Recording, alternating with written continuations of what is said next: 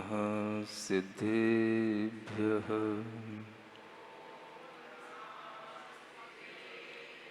ॐ नमः सिद्धेभ्यः।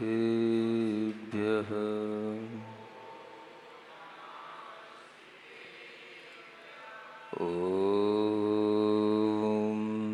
नमः सिद्धेभ्यः। तीन लोक में चार हैं, मंगल शरण व श्रेष्ठ।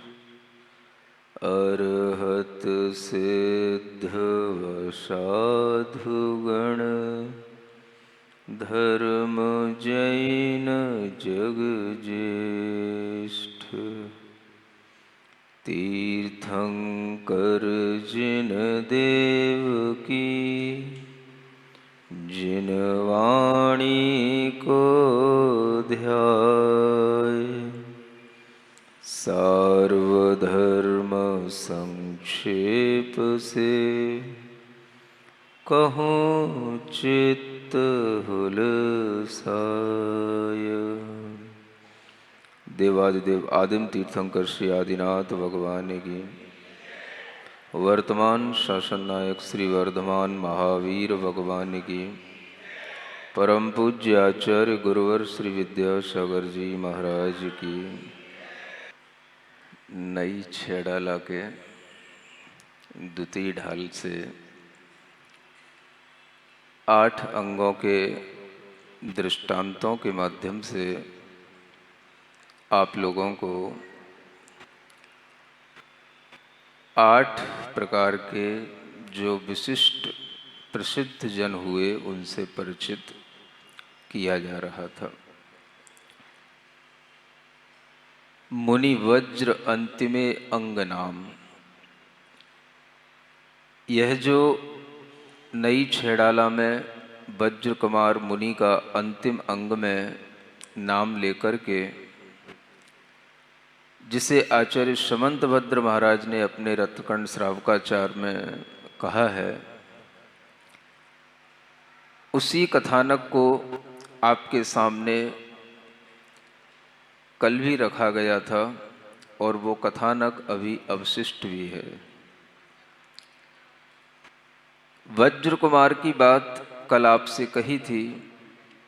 वह वज्र कुमार जिनका जन्म और जिनका जन्म होने के बाद में वृद्धि होते होते यौवन अवस्था तक की प्राप्ति, विवाह आदि का होना, ये सब कल आपसे बताया गया था। वज्र कुमार को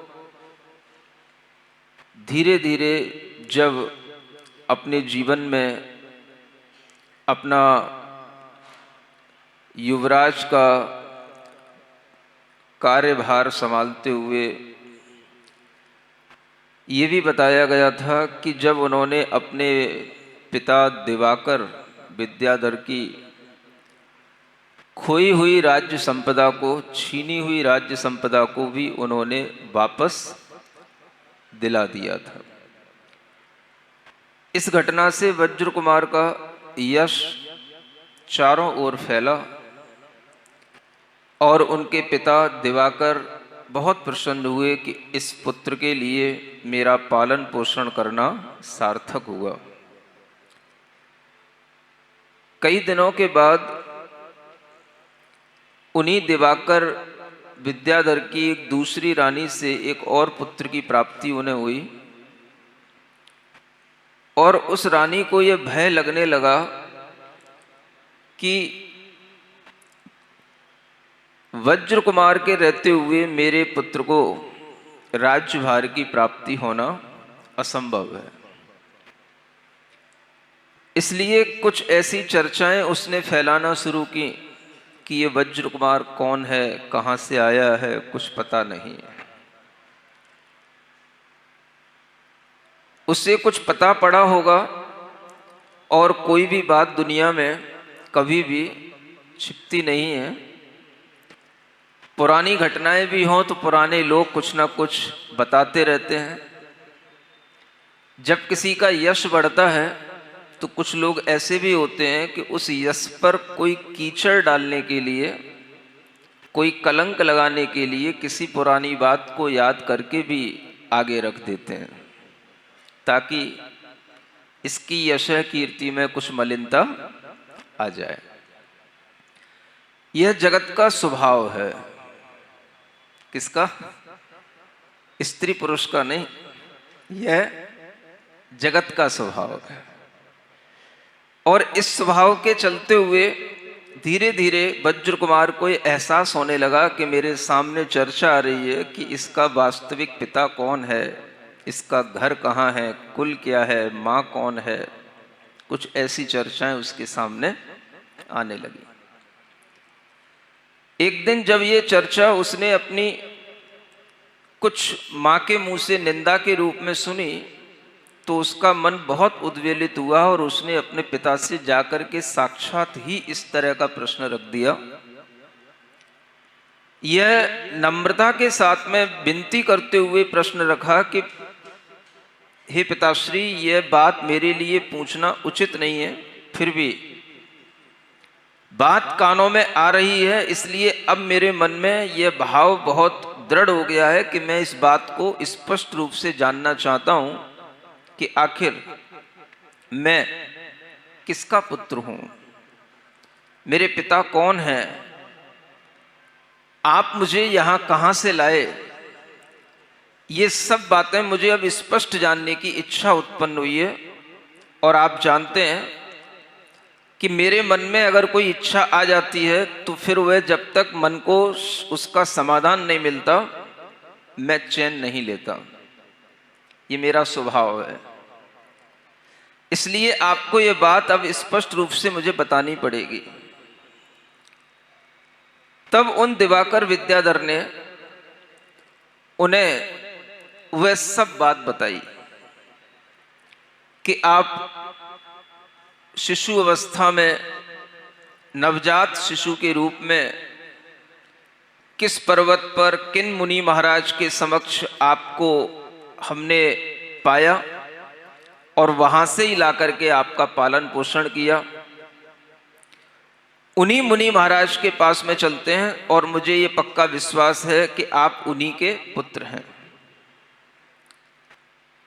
तो विद्याधरों ने उन मुनि महाराज को ढूंढना शुरू किया और ढूंढते हुए उन्हें मथुरा नगरी के पास एक गुफा थी, वहां पर उन्होंने उनको पा लिया। कौन से मुनि महाराज? सोमदत्त मुनि महाराज। वह मथुरा नगरी के पास एक क्षत्रिया नाम की गुफा है, वहां पर वह तपस्यारत थे और उनके पास ही ये सब दिवाकर विद्याधर अपने पुत्र और अपने अनेक परिवारी जनों के साथ वहां पहुंच गए। पहुंचने के उपरांत मुनि महाराज को बताया कि यह आपका वह छोटा सा शिशु है जो आज इतना बड़ा हो गया है और इसके मन में न जाने क्यों अब बहुत अधिक इस संसार की दशा को देख करके विरक्ति का भाव आ रहा है। दिवाकर देव ने उन मुनि महाराज से कहा कि आप इनकी बात तो सुनना, लेकिन कहीं कोई ऐसा उपदेश मत देना या ऐसा कोई भाव मत कर लेना कि ये विरक्त हो जाए, नहीं तो मेरा राज्यपाठ आगे कौन चलाएगा। और इसके लिए अभी यह करना योग्य नहीं होगा। यह बात उनके कान में डाल तो दी, लेकिन मुनि महाराज तो मुनि महाराज होते हैं। गृहस्थ धर्म से ज्यादा हितकारी उन्हें मुनि धर्म ही लगता है। वज्र कुमार ने जब अपनी ये दशा देखी कि मैं ऐसे विचित्रता के साथ में मेरा पालन पोषण हुआ, मैं एक पर्वत पर पड़ा हुआ था, संसार में ऐसा भी होता है और ये सब पुण्य और पाप का खेल मिश्रित रूप में जब चलता रहता है तो संसार में सब कुछ आदमी को अपने अपने कर्म के अनुसार भोगना पड़ता है। इस विचित्र दशा को देख करके उन्हें संसार से विरक्ति हो चली, और जब उन मुनि महाराज के चरणों में वे गए, उनसे उपदेश सुना, तो उपदेश सुनने के बाद में उनके मन में और वैराग्य का भाव आ गया, और मुनि महाराज ने एक क्षण भी ये नहीं सोचा कि ये मेरा पुत्र है। उन्हें तो यही भाव था कि संसार की सभी आत्माएं आत्म कल्याण करें, आत्महित करें। वज्र कुमार ने जब उन सोमदत्त मुनि महाराज के बारे में जाना, उनकी निष्प्रहता के बारे में जाना, उनसे धर्म उपदेश सुना, और ये मेरे रियल पिता हैं, ये उन्होंने जब समझा, तो उनके मन में ही विचार आया कि मुझे तो अब दोबारा कहीं और दूसरी जगह जाना ही नहीं, मैं अपने पिता के ही मार्ग पर चलूंगा। और उन्होंने उसी समय पर उन्हीं पिता से मुनि दीक्षा लेने का निवेदन कर लिया, और पिता ने भी निसंकोच होकर के उन्हें मुनि दीक्षा प्रदान कर दी। सुनते हो? अब वह मुनि वज्र कुमार बन जाते हैं। बोलिए वज्र कुमार मुनि महाराज की।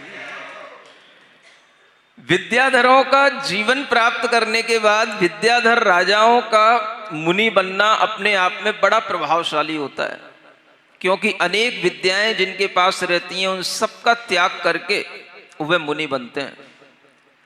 अब वह अपने पिता के साथ ज्ञान ध्यान करके तपस्या रत होने लगे, और वह जिस मथुरा के निकट रह रहे थे वहां पर अपना प्रवास किए थे, उसी मथुरा में एक दूसरी घटना घटित होती है जो इस कहानी को थोड़ा आगे बढ़ाती है। उस मथुरा के राजा पूतिगंध नाम के एक राजा थे, और उनकी रानी थी जिसका नाम था उर्विला रानी। सुन रहे हो? ये घटना आपने पहले कभी सुनी भी होगी, और अक्सर ये घटना मैं सुनाता हूं जब अष्टानिक पर्व आता है। वह उर्विला रानी जो जिन भक्त थी, भगवान जिनेंद्र देव की भक्ति करने में जिसका मन लगता था, जिनकी पूजा किए बिना वह कभी भोजन नहीं करती थी, वह हमेशा देव शास्त्र गुरु की सच्ची आराधक थी, और हमेशा जिन धर्म की प्रभावना करने में अग्रणी रहती थी। जब भी अष्टानिक पर्व आते थे 8 दिन तक लगातार पूरे उत्सव के साथ में वह नंदीश्वर महामह पूजा किया करती थी, और अंतिम दिन में वह रथ उत्सव करा करके पूरे नगर में धर्म की प्रभावना करती थी। इस बात के लिए वह उर्विला रानी प्रसिद्ध थी। रानी की प्रसिद्धि तो धर्म के भावों के कारण से थी। उसी नगर में एक सेठ रहते थे, और उन सेठ के लिए एक बार एक पुत्री की प्राप्ति हुई। उस पुत्री के प्राप्त होने पर धीरे धीरे जैसे वो पुत्री बड़ी हुई, सेठ का धन वैभव सारा का सारा लुप्त होता चला। यानी जैसे जैसे उस संतान की वृद्धि हुई, धीरे धीरे सेठ बिल्कुल गरीबी हो गया, दरिद्र हो गया, और जैसे जैसे वो संतान बढ़ी, सेठ की मृत्यु हो गई, सेठानी की भी मृत्यु हो गई। ये एक अलग घटना है। सुन रहे हो? 3 घटना आ गई आपके सामने। वज्र कुमार मुनि महाराज जिस मथुरा नगरी में तपस्या कर रहे हैं वो घटना अलग है। इधर आपको उर्विला रानी के बारे में बताया, ये घटना अलग है जो जिन भक्त है। और उसी नगर में जो सेठ हैं, उन सेठानी के यहाँ पर एक पुत्री हुई, जिसका जैसे जैसे जिसकी उम्र बढ़ी, सारा कुछ उसके परिवार से छूट गया, और वह बिल्कुल अकेली रह गई। उसका पालन पोषण करने वाला भी कोई नहीं रहा। लोग उसको दरिद्रा कह करके पुकारते थे।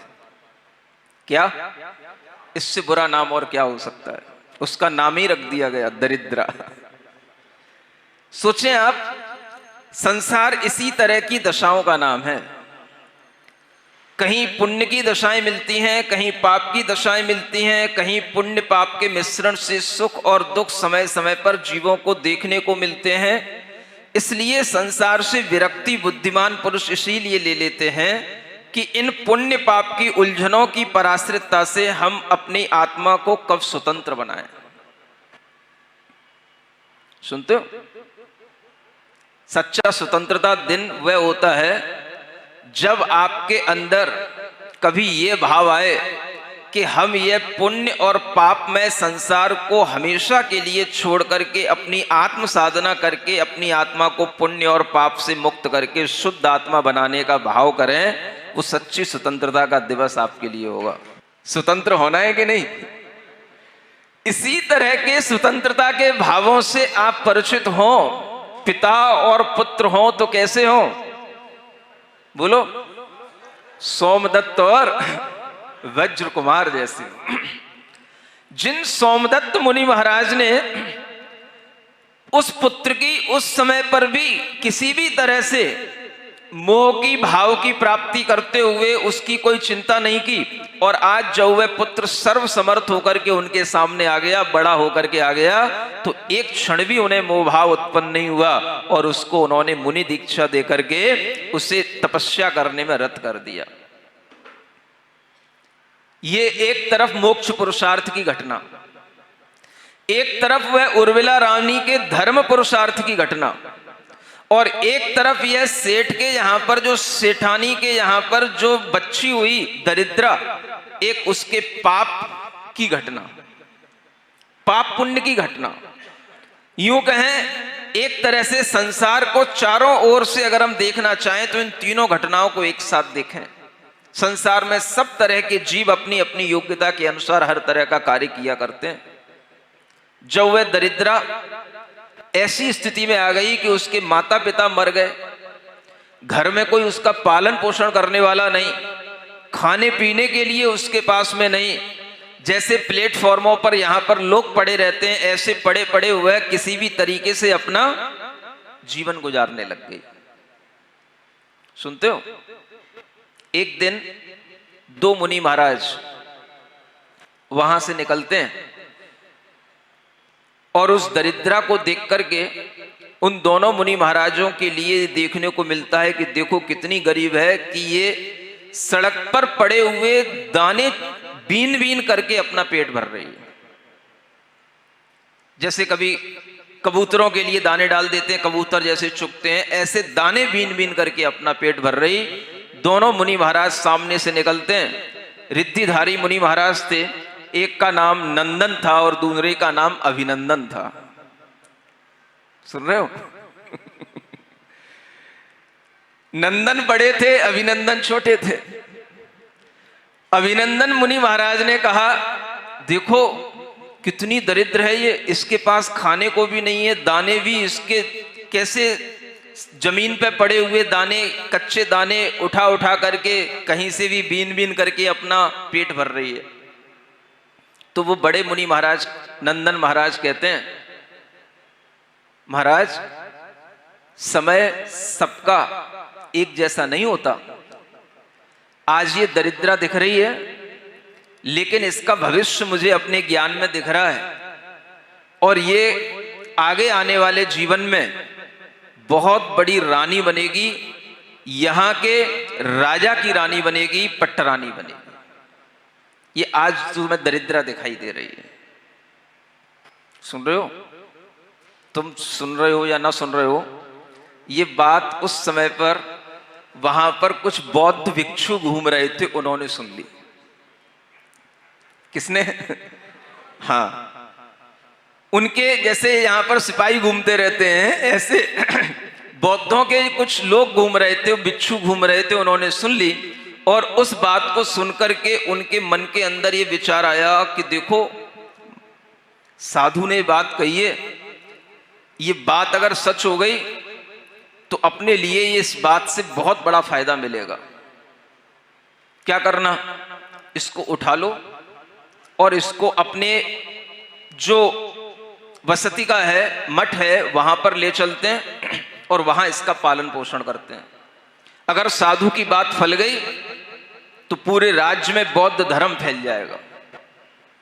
इस विचार को लेकर के उन्होंने उस पुत्री को उठा लिया, उसका पालन पोषण किया। जब वह बड़ी हो गई, यौवन संपन्न हो गई, उसका सुंदर रूप निखर करके सामने आया, तो राजा एक बार वहां से सवारी करते हुए जा रहा था और ये उन्हीं बौद्ध वसतिका की उसी मठ के ऊपर जो है छत पर बैठी थी और राजा की दृष्टि इसके ऊपर पड़ गई और राजा इसकी सुंदरता से आहत हो गया। तो राजा ने निवेदन कर दिया, ये कौन है, ये मुझे चाहिए।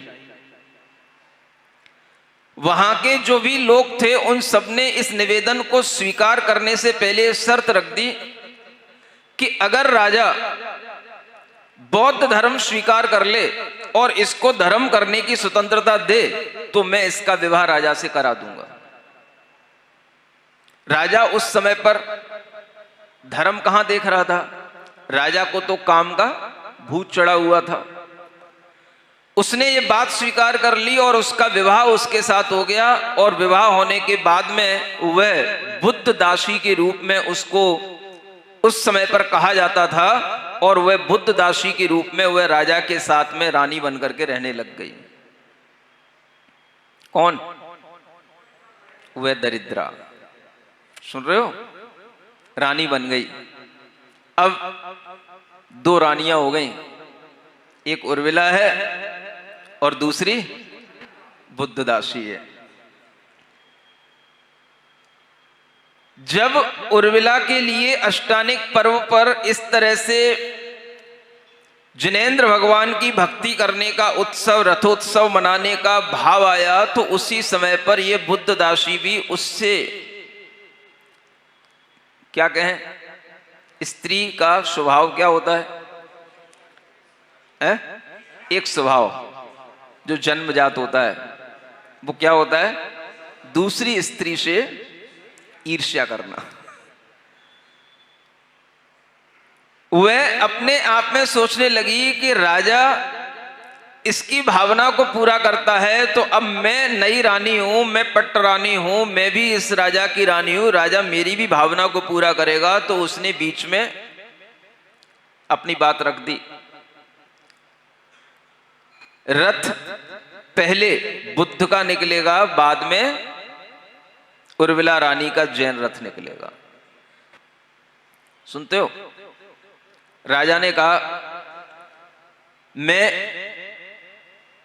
तुम्हारी बात को सुन रहा हूं और सुनते हुए भी मैं तुम्हारे लिए आश्वासन देता हूं कि जैसा तुम कह रही हो वैसा ही होगा।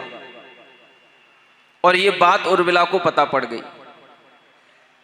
अब उर्मिला रानी के लिए सोचने में आया कि मैं कितने दिनों से, कितने वर्षों से ये भक्ति करते चली आ रही थी, आज इस रानी का आगे आने पर रथ, जैन धर्म का रथ पीछे हो जाएगा, ये बात उसको बिल्कुल भी अनुकूल नहीं लग रही थी। मन में विचार करती क्या करें। अष्टानिक पर्व आ गए। उसने भगवान जिनेंद्र देव के समक्ष अपनी प्रार्थना की। अभी आपने ऐसी प्रार्थना की कि हे भगवान, इस दुनिया में जिन शासन की प्रभावना हो, इस दुनिया में हमेशा जैन धर्म का प्रभाव आगे बढ़कर के रहे, लोग अहिंसक बने, लोग जैन बने। हे भगवान, यह धर्म तीर्थ भगवान महावीर स्वामी का निर्बाध रूप से पंचम काल के अंत तक चलता रहे। हमेशा मुनि, आर्यिका, श्रावक, श्राविकाओं के माध्यम से धर्म की वृद्धि होती रहे, धर्म की प्रभावना होती रहे। वह रानी भगवान के समक्ष, पार्श्वनाथ भगवान के समक्ष संकल्प ले ली, हे भगवान, यह अष्टानिक होने के उपरांत यह रथोत्सव होगा और यह रथोत्सव जैन धर्म का रथ पहले आगे निकलेगा और इस तरह की जब तक व्यवस्था नहीं बनेगी तब तक के लिए मेरा अन्न जल का त्याग है। मैं अन्न जल ग्रहण नहीं करूंगी जब तक इस तरह का मेरा मनोभाव पूरा नहीं होगा। धर्म की प्रभावना होनी चाहिए। सबसे बड़ा भाव सम्यक दर्शन के 8 अंगों में सबसे बड़ा अंग धर्म प्रभावना का अंग। अगर आपसे अकेले धर्म प्रभावना करते नहीं बनती, जहां पर धर्म की प्रभावना होने का कार्य हो रहा हो, स्थान हो, वहां पर आप अगर शामिल भी हो जाते हैं तो भी आपके हाथ में एक झंडा होता है, हम भी धर्म प्रभावना करने वाले हैं। उर्मिला रानी को रथ चलाना है, पूरा नगर तैयार है, लेकिन रथ चले तब तो नगर के वासी उसमें शामिल हो। वह उर्मिला रानी भगवान के पास संकल्प लेकर के अपने मन में विचार करने लगी कि मेरे धर्म की रक्षा कौन करेगा, मेरे संकल्प की रक्षा कौन करेगा। उसे पता पड़ा कि इसी मथुरा में दूर एक गुफा में मुनि महाराज रहते हैं, मैं उन्हीं के पास जाती हूं। सुन रहे हो, कहां जाना है? धर्म की रक्षा करने का संकल्प अगर आएगा और धर्म रक्षा के भाव आएंगे तो किसके पास जाना पड़ेगा? भगवान के पास निवेदन करने के बाद में भाव अभिव्यक्त कहां करना पड़ेगा? ढूंढना किसको पड़ेगा?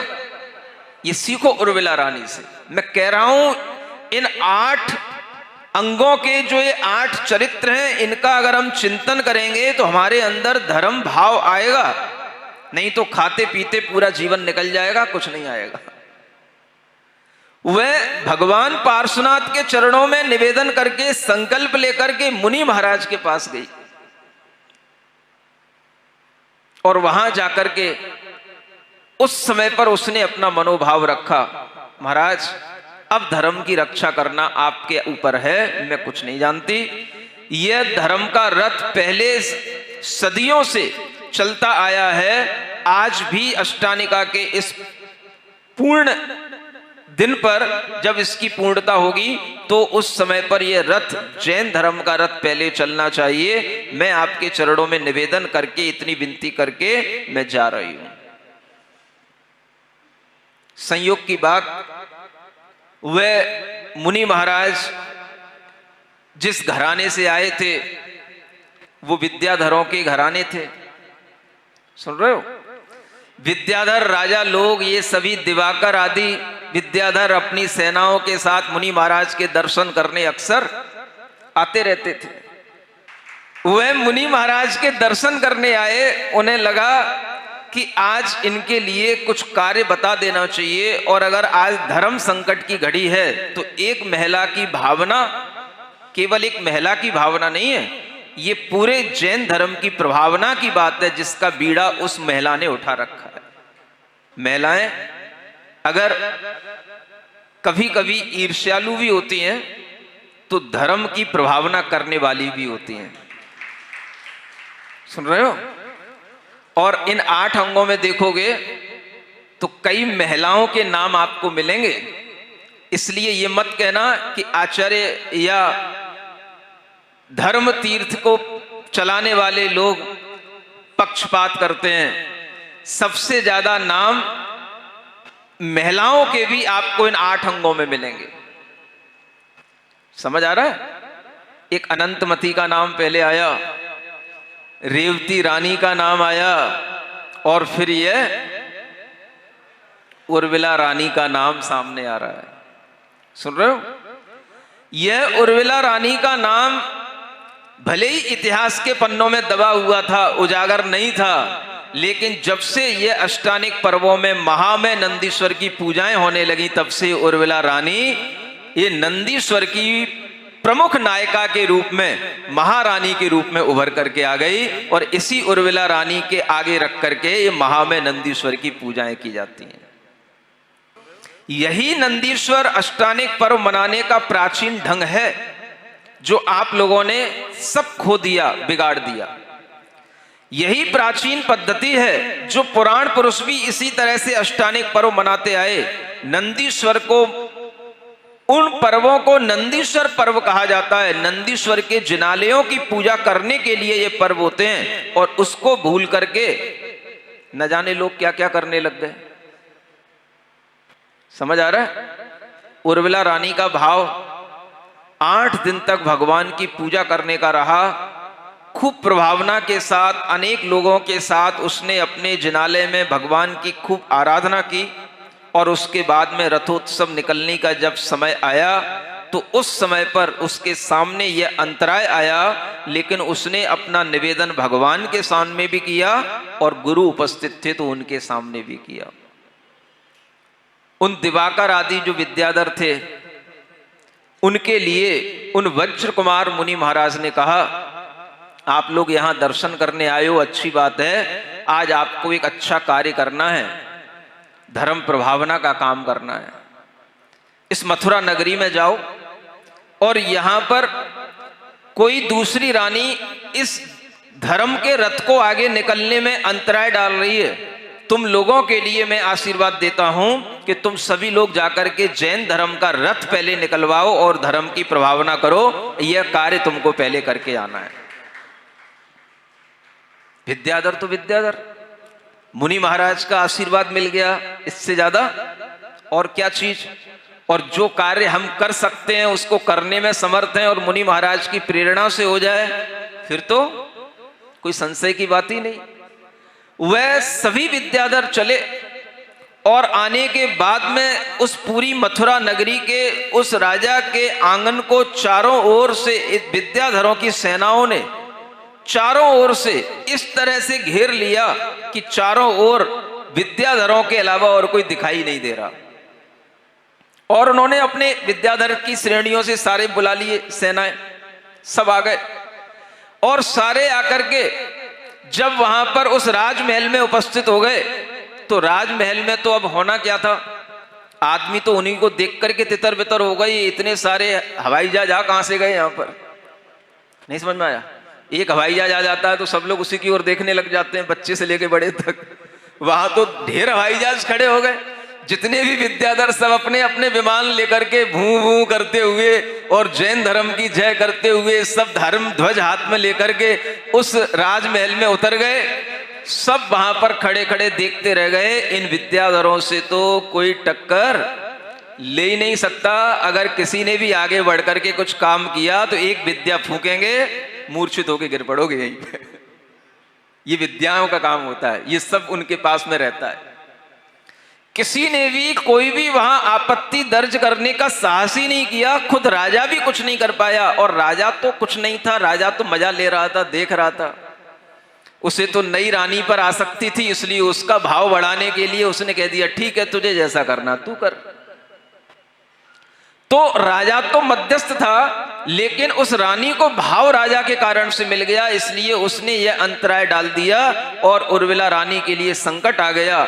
लेकिन इन विद्याधरों ने उस संकट को दूर करने के लिए जब अपनी उपस्थिति वहां पर दी, चारों ओर वह विद्याधरों का समूह जब दिखाई देने लगा और रथ चलने की बात आई तो स्वयं विद्याधर उस रथ को आगे लेकर के आगे चले और सारी प्रजा मथुरा की उस रथ के साथ साथ चली। और जब वह जैन धर्म का रथ आगे बढ़ा विद्याधर और मनुष्यों के साथ में, तब धर्म की जय जयकार हुई, तब धर्म की प्रभावना हुई। और जब इस तरह से धर्म की प्रभावना हुई, उस प्रभावना का प्रभाव उस राजा पर भी पड़ा और उस बुद्ध दासी रानी पर भी पड़ा। और उसने जब ये अतिशय देखा तो राजा और रानी दोनों ने हमेशा के लिए जैन धर्म पर श्रद्धान बना लिया और हमेशा के लिए जैन धर्म में दीक्षा ले ली। यह धर्म की प्रभावना इसलिए की जाती है कि लोगों के अंदर इस तरह से ये भाव दृढ़ बने, जो श्रद्धान उनका विचलित हो जाता है, इधर उधर जाकर के, इधर उधर घूम करके, इधर उधर के वीडियो देख करके, इधर उधर के लोगों के उपदेश सुन करके जिनका धर्म भाव विचलित हो जाता है, उन्हें किसी ना किसी तरह से जब इस तरह का अतिशय दिखाई देता है, धर्म प्रभावना का माहौल दिखाई देता है, तो अनेक लोगों के भाव पुनः धर्म में स्थिर होते हैं। इसी को धर्म प्रभावना का कार्य कहते हैं। धर्म में भाव स्थिर होना, दृढ़ता आना।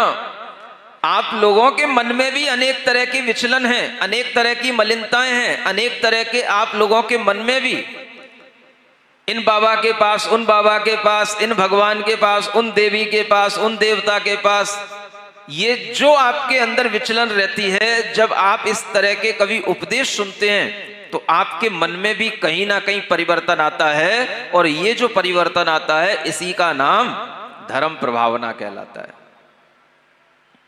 यह कार्य वज्र कुमार मुनि महाराज के द्वारा किया गया।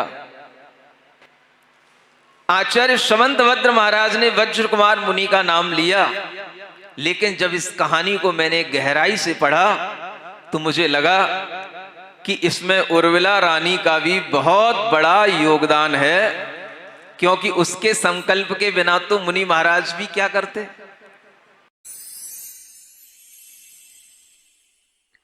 सिरिजिण वाणी जग कल्याणी जग जन मदतम मोहरी जनमण हारी गढ़हर हारी जम जरा भव रोग हरि तिथ्य राणम दिव्य झुणिम जो पड़ई सुणई मय्ये धारई राणम सौख मणंतम धरिय सासद मोक्ष पदम पावई सासद मोक्ष पदम पावई।